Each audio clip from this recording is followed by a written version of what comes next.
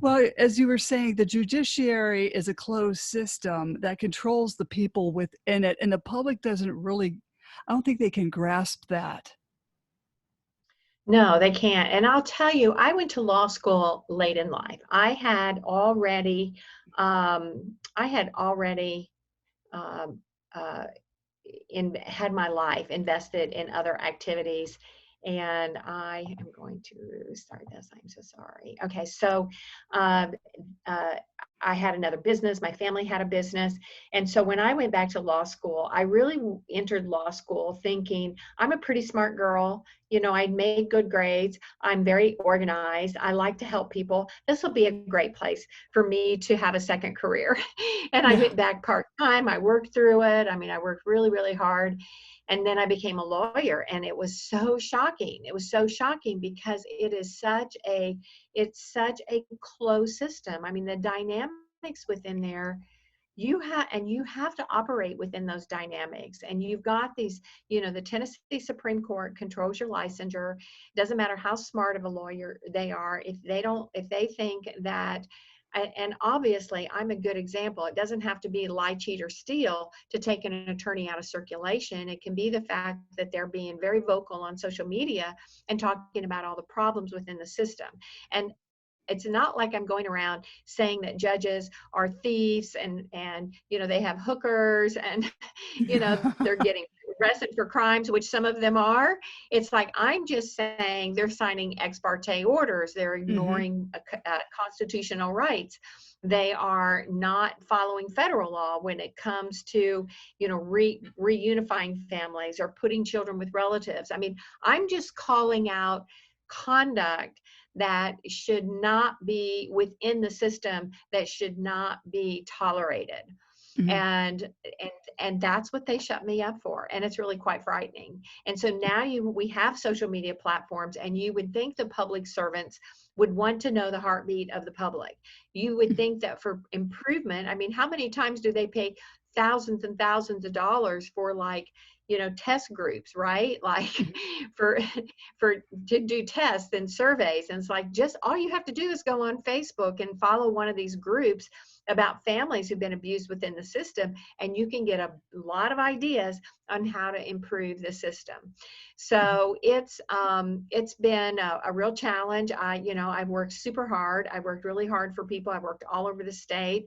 You know, one of the ways I kind of dodged some retaliation is because I prepared myself to be able to walk into any court across the state of Tennessee. So I didn't have to focus on one little district or one little county. You know, there are 95 counties. I've probably been in 35 of them. Hmm. So it's a challenge, but people need to understand that the attorneys have to work at the mercy of the system. Hmm. Right. A lot of people think, well, my attorney's not doing this and we're waiting for that. And it's really the judiciary that's sometimes holding things up. Oh, absolutely. Or just the way the system works. Like, Right. you know, another attorney will oppose it. And so, you know, you have to pay your attorney thousands of dollars to walk in a courtroom, and then it gets continued. Or, Hmm. you know, so a witness doesn't show up. Or, I mean, it's just, or the judge denies certain evidence to be presented. So, you know, it's, people don't understand, you know, just how difficult it is and how important it is to really stay out of court. So, so I have really used the social media platforms. I've also used it to kind of gather people to be able to make their voice heard, just like you have, Hmm. and so that we can get these stories out there and people can really express them. They can try to explain what's going on, so that when people go to the polls, and this is a really big election year, both at the Hmm. state and the federal level, that they can question those things. You know, they have this past year, I wanted every judge challenged in my voting district. Hmm. And we had 4 judges, we had a DA. I started reaching out to attorneys. Well, obviously, those attorneys tattletaled on me and spread the rumors around, because that became another reason for retaliation, that I was Hmm. trying to have sitting judges challenged. And, you know, ultimately, when they set my criminal trial, they set it right in the middle of the early voting that was going on in our community. And I ran for juvenile court judge. I really wanted that position. I thought that I could do a much better job than the judge who's in there now, who was appointed. And she does not have the temperament. She is very mean and rude to people all the time. She puts people down. She locks children up. I mean, it's just, it's a very hostile environment. Mm. And so I was really wanted to, so I ran for that position and worked really, really hard. But, you know, they came in and they sabotaged it. And in the meantime, one of the things that I found out was that our community is building a new juvenile justice center that's like a $59 million project. I mean, this is huge. And it will house more children, so you can put more children in jail. Now, and keep in mind, we are not Detroit or Memphis here. We are Williamson County, Tennessee. This is the highest educated county in the whole state of Tennessee. We have more doctors, professors, lawyers, entrepreneurs, business people here than per capita than any other place in this entire state. And we're building a bigger, better jail to lock Oh, people up, especially children. And as I started pulling out all of the paperwork, everything that's related to this juvenile justice center, I found out that they were going to have quote unquote mental health beds. So, you know, you have to go, oh, well, that's a good thing. Now they're like, you know, going to treat mental health. Well, here's the problem. All it takes is for a juvenile court judge to adjudicate a child as severely emotionally disturbed. It does not take a doctor. It does not take an examination. The judge can do it based on the child's own, what she observes from the behavior, what other witnesses say. She can even do it if she doesn't like the parents. I've seen her make adverse rulings against children because she doesn't like the parents and she just gets a bad attitude against them. So they're going to have mental health beds.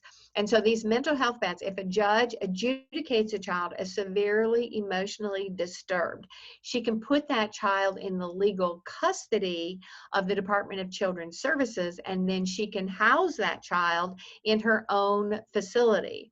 And if she does that, she will get nearly $500 a day for a child who is adjudicated severely emotionally disturbed, which if you look at 25 beds, that's $500,000 a month. Now, why is that important? Because part of the funding for this project is private equity. So private equity means that you have to have a profit because you have to pay back the investors at a premium rate, higher than the regular market rate. So you have to have revenue streams and you have to have a market. The other part of that is that I believe this is opening the door for private contractor to come in and start monetizing the children in a for-profit environment with private contracts. And I've got a pretty good idea. I mean, I know who the private contractors are with the Department of Children's Services. We have huge private contractors like Youth Villages is 120 million, Omni's about 80 million, Camelot's about 60 million, all every year. So they are monetizing, and this is only 9,000 children. I mean, when you think about it, you've got 9,000 children and you've got a $1 billion budget. The Department of Children's Services budget, and now just in the state of Tennessee, is $1 billion. So that's the number of children that you basically are servicing and housing and providing services for. So it's huge, right? The children have a huge price tag on their head. So you can monetize those children, you can keep them in the facility, you know, you can put them there, you can say it's short term, and then you can extend it by a judicial order, which is totally contrary to like general mental health treatment, even acute mental health treatment. Because, for instance, we have Vanderbilt University Medical Center in Nashville. It's one of the largest medical centers, one of the largest university hospitals. It's probably in the top 10 in the United States. And they have a psychiatric hospital for adults and they have one for children. Well, if you go to either one of those facilities, or you take a child to those facilities on an acute psychosis or acute psychotic breakdown, 7 days, that's it. That's all they're going to let you stay there is 7 days. And honestly, they'll kick you out in 3 days unless they have some real serious concerns about suicidal or homicidal ideation. And then they might keep you 7 days but to be able to stay past then is just crazy. They won't do it. So we're in a very frightening place. They could not let me be judge because I would not be adjudicating children randomly with such a Mhm. severe mentally disturbing situation. And I've seen how she has used that against families and children. So it's quite, I don't know. I mean, it's just opened up a whole terrible thing where I've just been started peeling back the layers and investigating all the people involved with the funding, all the people involved with the putting together of this system. And I'm going to keep working on that. So now that they've defrocked me, I have lots of free time. I can sit and I can do research. I can Mhm. write up little blogs about it. Most of them I'm saving until I'm ready to release them all. But Mhm. yeah, there's a whole lot bigger story here to tell. Well, that is just, it's just very disgusting because that's all America is known for is building prisons. Right, right. Yes. I think that the stats show that, we house 25% of the prison population and we only have 5% of of the general population of the world, but we have 25 of the entire prison population, we have 25%. So, that's pretty crazy. I mean, when you think about, we're supposed to be the civilized developing country, but, we've monetized them. We've monetized humanity. We've monetized, fetal tissue, which is, Mm. the other thing that is really is, it just makes you ill when you Mhm. understand what has happened. But we the Roe v. Wade, the turning over of Roe v. Wade by the Supreme Court with this new case has really upset a whole industry that is associated with the monetization of fetal tissue. Mhm. Mhm. Oh, exactly. This will be interesting how all that plays out with each state. Yes, yes, Oh. it will. Yeah, there are huge, huge, huge industries on, for instance, amniotic tissue to replace Mhm. human tissue in wound treatment, et cetera. So, you have to say, where do they get all that amniotic tissue? It's not just the limbs and the organs. So anyway, that's a little bit of a diversion there. And, I Right. want to not get too far afield because I want people to really over and over and over, I want to express to them the huge concerns I have about the effects on people and on families in the judicial system and how out of control it's gotten, how the legislators have gotten out of touch with what laws we need. They're trying to micromanage by putting in certain laws to criminalize behavior that would not otherwise be criminal. And I think that's a very dangerous step to take, right? I mean, Mhm. if you go back and you look at, for instance, prohibition, and in prohibition, we criminalize taking a drink and selling a beer or a whiskey, and people, making moonshine. We criminalized all of that. And Mhm. and when you think about it, in and of itself, I mean, taking a drink or selling a drink or selling Mhm. whiskey is not criminal conduct. It's not morally criminal. I mean, go back to the 10 commandments, right? I mean, it's Mhm. not it's not murder, it's not stealing, it's not coveting, it's not, I mean, Mhm. it is truly just human conduct that they've criminalized. And they're doing the same thing to families now. The Mhm. whole contempt of court, like they'll make a court order that says, return the child on Tuesdays at 2 p.m. to the police station, and it's someplace 50 miles from where you live. And if you Mhm. end up 15 minutes late, you could go to jail for 10 days. I mean, that's so ridiculous that we even have to think like that here in the Mhm. United States. It's, Mhm. and I've defended people. And, I had a dad that I worked with, and he had to drive like an hour and a half to deliver and pick up his children. And he never knew what traffic was going to be like. And he'd Right. try to send a text message and he'd say, like, I'm running 10 minutes late. And every time he was a minute late, she would just like leave, or, not turn over the kids or file contempt or call her lawyer. And the judge was buying into it. And it's just, it's crazy. It's ridiculous. Mhm. Mhm. And that's also a waste of court time with these people doing things like that. Yes, it is. And when you look at now, about on the state level, about a third of all cases are family related. And that includes, I mean, that includes looking at contracts and car accidents and medical malpractice. And if you take every kind of case, every, nuisance case, every, I mean, just uh, public records case. You pile all those cases together, and basically a third of those are family related cases. And the same thing in the Court of Appeals. And, I've seen the statistics on that, that a third of those cases that go up for the reviewing court are family court cases. And it's so subjective, right? Mhm. It's just so subjective. And then they create a hostile, um, they create I mean, not a hostile environment, a hostile narrative, I think is Mm. the best way to say Mhm. it.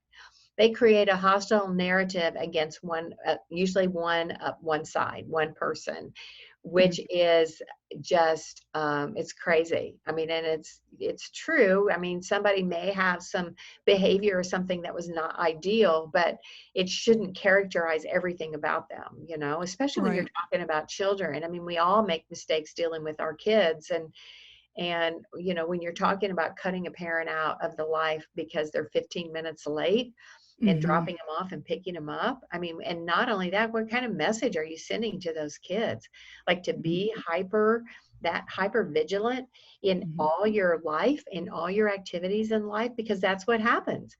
Because children don't understand, it's just this one little scenario, this one little issue, and so they become hypersensitive and hyper vigilant on all kinds of things, related to their day-to-day life. Oh, exactly. Yeah, because 'cause they're learning from that parent on how to behave, and I don't know, I mean, I hear this stuff and I hear other parents that call me with issues, and I'm thinking, not to be horrible, but this is not a safe world to even bring kids into. I mean, Well, it's just not safe. it is not, and that's why we have to design systems for alternatives um, to keep their intimate functions more neutralized, I guess is the best way to say it, right? Mhm, So, mhm, for instance, I have said ever since I started entering law, I thought, it was like y'all do everything backwards in law. So, they implemented this thing where if people were going through a divorce, they had to do a parenting class when they filed for a divorce, right? If they had mhm, children. And I'm like, why aren't you making people do a class when they get married? mhm, You know? right. Why aren't you teaching them this is what your financial balance is going to have to look like? This is what Mhm, raising children is going to look like. Why aren't you making them pay $45 to do a 4-hour class before they can turn in that marriage license and say we're married? Now, some people will cheat on it, of course, but at least they've had that opportunity to know going into it. If you get a divorce, it's going to cost you your entire life savings, right? right, yeah. I mean, the cost, the emotional and the financial cost that's involved with that whole process is just crazy. So, it's like everything is backwards. And it's just like Mhm, with DCS, taking children, expiring children out of the homes of families. I mean, and you're punishing children. This is like, mhm, it's like incarcerating children. They're the ones who are being victimized by this process. And I don't know why people think that's okay to put them in the home of a stranger that they've never met before. I mean, mm, people who've had a 10-hour course in fostering, I mean, that's all we really know about them. And maybe they do a background check, maybe they don't, but that's quite frightening. I would expect any stranger who was going to be a babysitter for me to probably have more than a 10-hour course or to be able to do a background check or something. mhm. But no, they don't at all. No, no, and so much goes wrong. The stories I have heard are just heartbreaking and disgusting. Hmm. They are. Mhm, They are. And the damage to children is is insurmountable. I mean, Mhm. it is, it's permanent. Mhm. It's a very important. I did a lot of psychology before I went into law and studying personality disorders such as Mhm. narcissism and borderline and, histrionic and paranoia. I mean, a lot of those personality disorders develop when the child is going through that, maturity, right? So Mhm. just based upon what their level of trust is, how they deal with the world, how they see themselves in the world, how they deal with conflict in the world, all of those things that they're dealing with between ages 12 and 18 is when they begin to form these unhealthy responses, right? Mhm. So, and I've talked to, psychiatrists and psychologists about this, especially like borderline personality. Mm. When you see Mhm. borderline, it's because they had such ill adjustment during their ages of 14 to 17 is a Mhm. critical time. And we're doing Right. a terrible job with children who are disruptive or out of sorts or something in that age group. We're not really helping them understand that this is a lifelong affecting phase of their life that they're going Mhm. through. And they're going to pay for it for the rest of their lives, and I don't know if these judges aren't getting it. They don't care. Kids for cash. Yeah, I mean, children are definitely monetized, and it's sad and frightening. I don't know. I mean, we I'm an old person. I remember the days that every small town had one or two factories, right? They all Mhm. had factories, and nobody has a factory anymore. And Mm-mm. so, what they have to do to make a living to survive all has to do with just managing humanity. I mean, Mhm. you're lucky, maybe you can work at a bank or a grocery store or, or be a mechanic or something, but you're not really building a car, you're just fixing it, right? So if you Mhm. can and you end up working for the government, then you're also managing humanity. You're either working for CPS and you're taking people's children for money, or, even sadly, the education system, that educating them for money. Now, I'm not saying bad things about teachers because I know teachers are very sensitive these days, but but it's true. All we're doing is managing humanity. Mhm. Mhm. And not very well. There's so many dysfunctional individuals out there. Yeah. There Mhm. are, there are, and we've all got, at least I've got grandchildren coming into this world. I see people posting on Facebook all their beautiful babies being born, and Mhm. I'm like, oh my gosh, these poor babies. Right, I know. Yeah. I'm like, they bless their hearts. I hope God's given them a really perfect spirit and strength because, they're being born at a really bad time. As far as Mhm. I see it, it's a very hard time, to look at a future for children, but we have to because of the continuity of Mhm. the plan, I guess. But, it's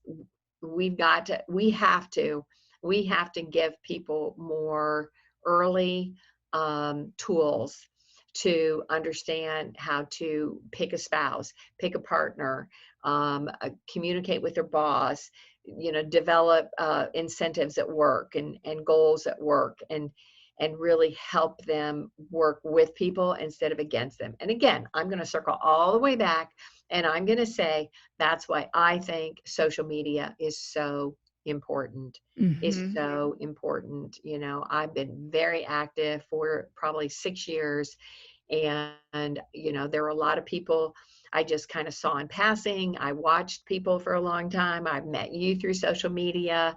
You've been able to watch me, how I respond to people. I mean, you actually learn more about people in social media and then decide kind of whether or not you're going to trust them or become more of a relationship than you do if you're going to like a county picnic, right? Mhm. I mean, you know, let's say you go to a county political picnic and you're meeting people and, oh, hello, how are you? And, you know, and you know them for 30 seconds, right?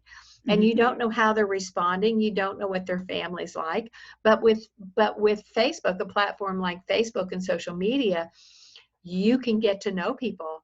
You can watch what their thoughts are. I mean, how I think it's amazing, actually. I think it's an amazing place. And Mhm. I did my undergraduate with a lot of social psychology, and I did a lot of graduate work in organizational psychology and groups. And I think social media is an amazing place to be able to learn the human soul. And Mhm. I think it's a big mistake for people who are in public service to ignore it. They Mhm. should be embracing it. They should be watching it. They should be understanding that it's a reflection of society's problems. And then the people who have the ability to do something about it, they should be testing the system and making new laws and new challenges to deal with it. Mhm. I agree. I agree. Well, I'd like to have you back on again. And, you know, if people want to contact you, is your contact information the same? Yes, and I will say I heard you earlier today talk about a rally, I think in Texas. I do want people to know that we are going to Family Forward Project on Facebook is doing two events. They're doing one in Missouri and then one in Illinois on let me get those dates, make sure I'm correct. Monday, August the 22nd is Jefferson City, Missouri, and August the 29th is in Springfield, Illinois. And I have the details of those events up on the Family Forward Project. I've got great leaders in those states who really have already, they're ready to reach out. I have a state legislative, a training video with kind of in a PowerPoint that I am creating, and a video program too, so people understand their state legislators a little bit more, so that we can prepare. And I want everyday people prepared to be able to go to their state legislators and talk to them. And then we also need to look at on our state and local level, just be willing to talk to people, get people more involved politically. If you have not been involved politically yourself, time to step up and do it. And you know, I'll confess I was probably 40 before I did it. So if Mhm. you're, you know, 35 years old and you don't know who the politicians are around you, just it's time to step up and do it. And let's have, you know, let's keep moving this nation in the right direction. I agree. Thank you so much for coming on, and I'll have you back on too. So, don't jump off. Slam Mhm. the Gavel, a podcast to help the public understand what really goes on in the family courtrooms. I'm your host, Maryann Petri, author of Dismantling Family Court Corruption, Why Taking the Kids Was Not Enough, and Cry Out for Justice, Poems of Truth. Please join us again here with Attorney Connie and other exciting guests. Thank you again for coming back on. Thank you.